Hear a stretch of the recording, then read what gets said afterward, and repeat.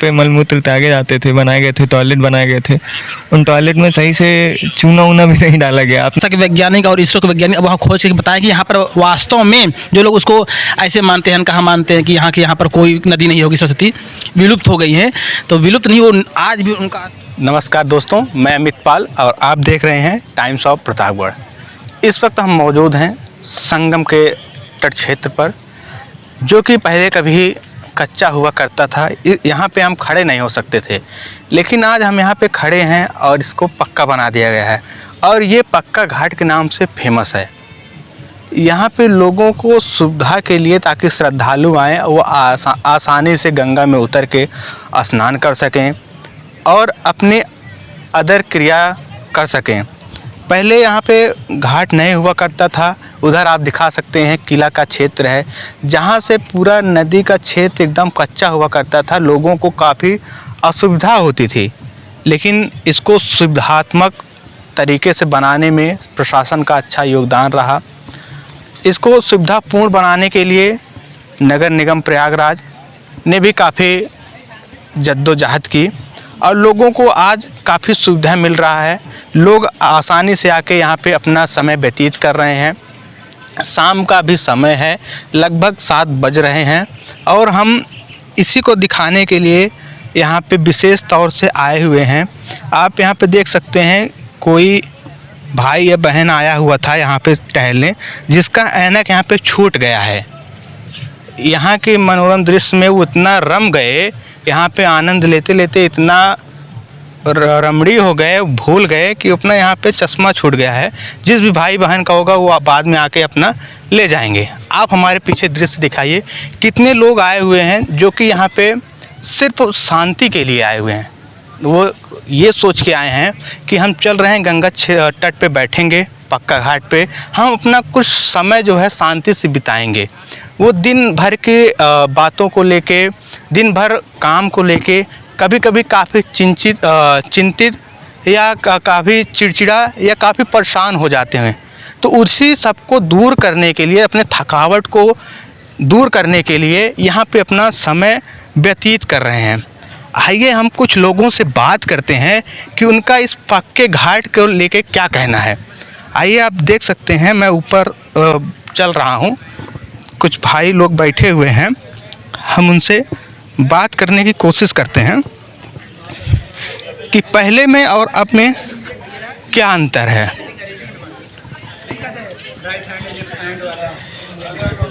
भैया, आप सबका हमारे चैनल पे बहुत स्वागत है। धन्यवाद। ये हम बैठ के बात करते हैं। आपका इस घाट को लेके क्या कहना है? प्राचीन काल से हमारे सबसे प्राचीन है प्रयागराज तीर्थ स्थल, जो है बहुत ही प्राचीन है। हमारे पुराणों में, ग्रंथों में, वेदों में लिखा गया है और उनके माध्यम से हम इतना समझे हैं कि प्राचीन काल में ब्रह्मा विष्णु महेश, 3 लोकों के स्वामी, जो पूरे सृष्टि के रचयिता और कर्ता धर्ता है, उन्होंने यहाँ पर तपस्या करके कई ऋषियों का सब समूह बना करके ज्ञानवर्धन किया था। उसके बाद उन्होंने तपस्या करके तपोबल के माध्यम से यहाँ पर एक ऐसा नगर बसाया था जिसे प्रयागराज कहते हैं, सब तीर्थों के राजा कहते हैं। तो एक घाट बहुत ही प्राचीन काल, यहाँ पर जो गंगा, यमुना और सरस्वती त्रिवेणी कहा गया है।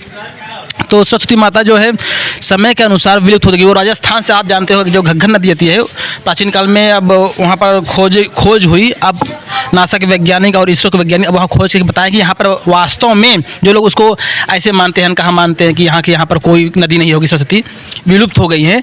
तो विलुप्त नहीं, वो आज भी उनका स्थान नीचे से रास्ता हुआ जल आ रहा है, लेकिन धरती के अंदर से, मतलब कि वहाँ पर समझ में आ रहा है, बाहर से सेटेलाइट के माध्यम से दिखाया जा रहा है, तो वहाँ पर ऐसा लगता है कि वहाँ पर से नदी एक बही रहेगी। जो आज वहाँ के निशान और छिद्र और वहाँ के जो पुरातत्व है सब बता रहे हैं।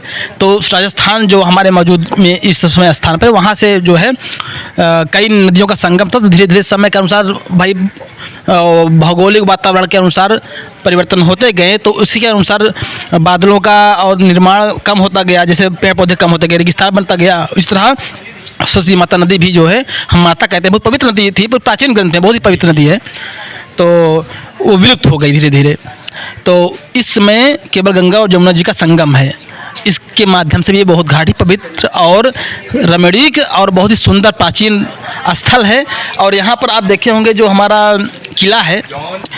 ये हमारा राज पहले से प्राचीन नाम था, फिलाहीधर के नाम से।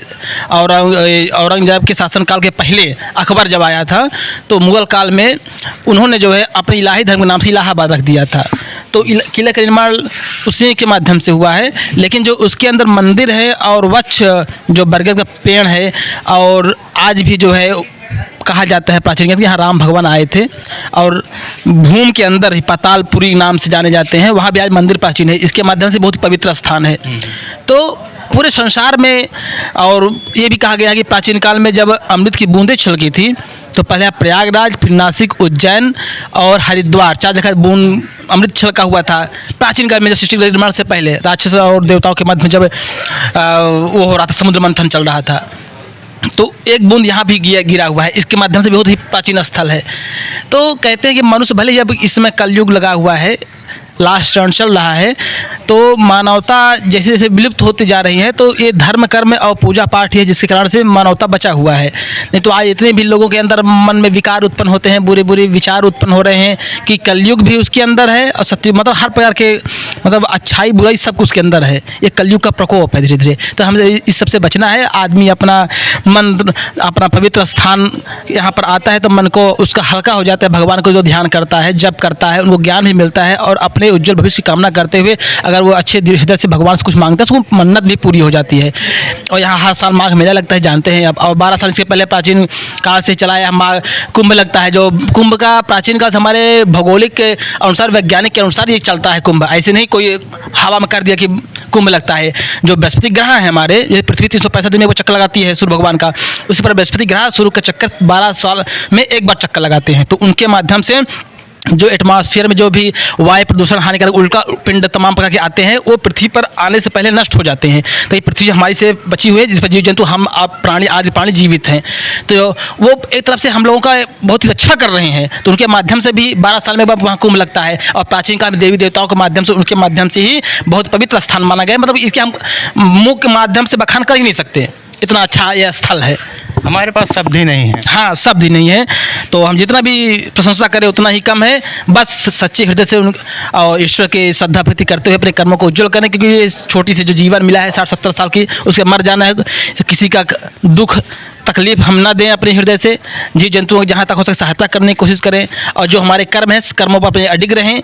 केवल धन के पीछे ना भागें, मानवता के पीछे भागें। जो जाति पात से उठकर किसी दूसरे के दुख न देख करके एक उज्जवल भविष्य की कामना करते, जो वास्तव में सतयुग में सच था कि केवल कर्म ही प्रधान होता है, न कोई। आजकल तो जाति पात में लगे हुए हैं, लड़ाने झगड़ाने में, नरसंहार हो रहा है। कितने भी जानते थे आप, रोज़ न्यूज़ देखते ही होंगे, कितना सब समस्याएं हो रही हैं।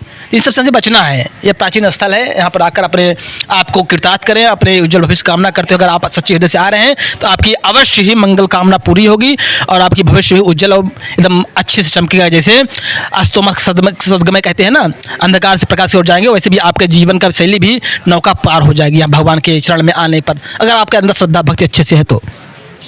हमें अति धन संचय नहीं करना चाहिए, जितना हमें ज़रूरत है लगभग उतना ही करना चाहिए। बस जीवन भाई हमारा देखो कर्म है, किसी को दुख देकर हमें धन नहीं लेना है। हमारी जितनी क्षमता है, हमारे अगर हमारे कोई वंशज है, उनके आने वाली पीढ़ी में वो ना कह सके हमारे लिए पूर्वजों ने कुछ नहीं बना के लगा, तो हमारा जो कर्तव्य बनता है उतना ही करें। हम अब धन करें, लक्ष्मी तरफ पूजें उनके, लेकिन अच्छे कर्म करके, किसी का तकलीफ देकर नहीं। जितना हमारा क्षमता है, जितनी हमारी औकात है, उसके अनुसार जितना हम कमा सकें उतना कमाएं, लेकिन मेहनत करके। जो धन हम प्राप्त करें किसी छल से ना हो, जो हमारी मेहनत का है, सत्यता के साथ जो हमें मिल रहा है वही। बस वही एकदम सही करें, यही चीज़। और हम बात करना चाहेंगे, ये जो पक्का घाट है, पहले कभी कच्चा हुआ करता था, लोग यहाँ पे असुविधा होती थी लोगों को आने में, उसके बारे में क्या? असुविधा जरूर होती थी, लेकिन जो प्राचीन काल में लोग थे तो बहुत ही अच्छे कर्म के और सत्कर्म करते थे सबसे ज़्यादा, क्योंकि ये सब सोशल मीडिया तमाम प्रकार की कुरीतियाँ नहीं फैली हुई थी। इनको विचार बहुत ही महान रहते थे। कोई कोई बहराइच गोंडा बहराइच से नंगे पैर आते थे, और आज भी बोलबम कांवड़ लेकर कई लोग कई जगह दूर दूर तक जाते हैं। तो अब सरकार जैसे आई है, तो योगी जी का कुछ इसमें हाथ तो है ही भाई, सरकार है वो पूरा उत्तर प्रदेश उनका ही है, तो उनके माध्यम से भी हम उनको धन्यवाद करना चाहेंगे कि उनके माध्यम से कुछ तो अच्छा काम हुआ है यहाँ पर। जो श्रद्धा भक्ति से लोग आते हैं, इतना दूर से तीर्थ करने आते हैं लोग, उनकी कुछ अच्छाइयाँ के अनुसार जो यहाँ पर उनको सुविधा मिल गई है, इसके अनुसार उनके लिए हम धन्यवाद कहेंगे कि सरकार ने कुछ यहाँ पर किया है हमारे योगी आदित्यनाथ जी ने। आप अपना परिचय एक बार दें। हम हैं सादा जीवन, हम पूरा अपना परिचय देते हैं। चंद्रवंशी छत्री यदकुल यादव, सादा जीवन उच्च विचार इंजीनियर अभिषेक यादव, ये मेरा पूरा नाम है। आप यहाँ भी प्रॉपर इलाहाबाद में ही रह रहे हैं? हाँ, हम यहाँ प्रयागराज, हम यहाँ पढ़ाई कर रहे हैं। हम एक स्टूडेंट विद्यार्थी हैं। गांव हमारा यहाँ से करीब 50 मिनट दूर लालापुर गांव में है, जो शंकरगढ़ ब्लॉक के तहत पड़ता है। एक बार फिर से नाम बताइए। चंद्रवंशी छत्री यदकुल यादव, सादा जीवन उच्च विचार इंजीनियर अभिषेक यादव। ये हमारे साथ थे अभिषेक जी, जिनसे हमें बात करके बहुत ही अच्छा लगा।